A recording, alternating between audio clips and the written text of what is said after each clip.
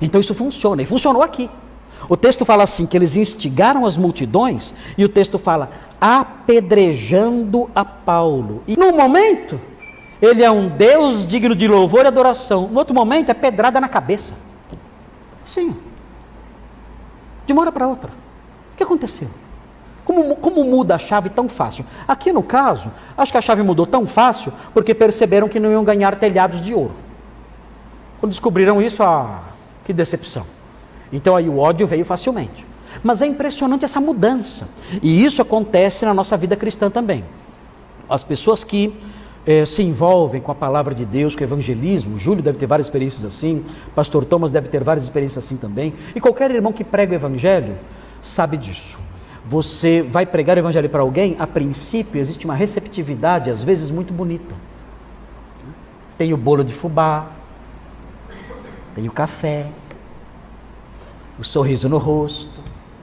E você então fala, moça, eu vou aproveitar essa oportunidade para compartilhar, continuar compartilhando o evangelho.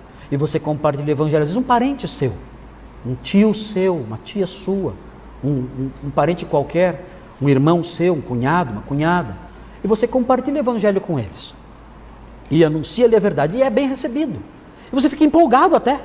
Nunca aconteceu com você isso? Você fica empolgado, nossa, está dando uma abertura boa para o evangelho, está interessado, nós usamos essa linguagem, né? Ele mostrou interesse. Ele não é crente, mas está interessado. Nós falamos assim, né? A nossa linguagem é essa. Ele está interessado. E continuamos a ir. Aí um dia nós chegamos na casa, percebemos uma diferença no clima. A pessoa já não nos recebe com um sorriso. Cadê o bolo de fubá? Sumiu. Não tem bolo de fubá. Você fala, vamos então, eu vim aqui para a gente estudar. Hoje não vai dar. Hoje eu não posso. E começa a tratar você com aspereza, com frieza, com hostilidade. O que aconteceu? Nós não sabemos. O que houve? Não sabemos. Mas essa experiência é muito comum na vida daqueles que pregam o evangelho. Eu já passei por isso várias vezes. Várias vezes. É impressionante como há essa mudança nas pessoas. Quando eu era jovenzinho, eu fazia evangelismo na rua de uma cidade chamada Nazaré Paulista. Nazaré Paulista hoje é uma cidade um pouquinho maior. Ela cresceu, deve ter mais umas 50 pessoas a mais de lá para cá. Né? Mas assim, continua sendo pequeno. Mas uma cidade muito católica, muito carola e muito idólatra, era terrível, assim, é muito difícil lá. E eu e um amigo meu, nós tínhamos um trabalho na rua com as crianças.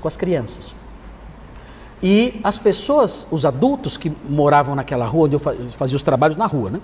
Onde as pessoas que ficavam assistindo o trabalho, elas gostavam e ficavam ali encostadas no muro, assistindo o trabalhinho com as crianças. Fantoches, musiquinhas, historinhas, flanelógrafo. Né? E eu ali, era eu e mais um amigo, Paulo Botrel, que hoje é pastor em Minas Gerais, em Belo Horizonte. E nós ficávamos ali ensinando a palavra de Deus para as crianças, e os adultos ao redor ficavam nas portas das casas assistindo. E riam das historinhas e tudo mais, eles gostavam, né?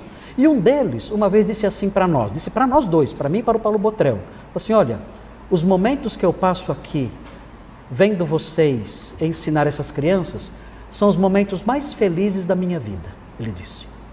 Vocês não sabem a felicidade que eu sinto, a paz, a alegria que eu sinto.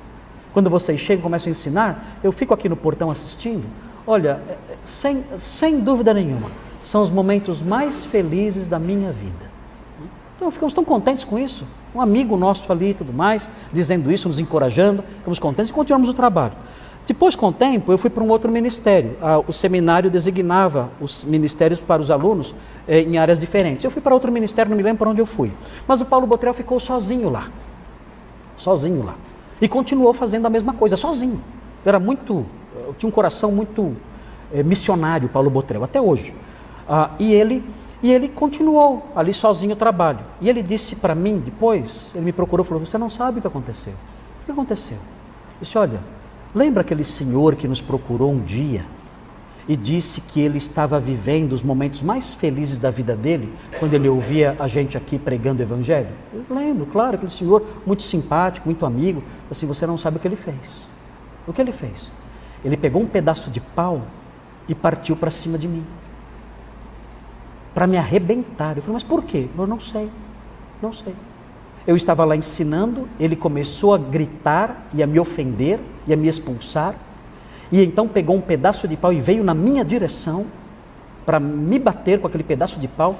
E eu fiquei parado, eu não reagi, eu fiquei parado. Ele com um pedaço de pau me ameaçando e gritando. E eu só dizia para ele: olha, Jesus ama você. Jesus ama você. E eu fiquei repetindo isso: Jesus ama você. Você precisa do perdão de Jesus.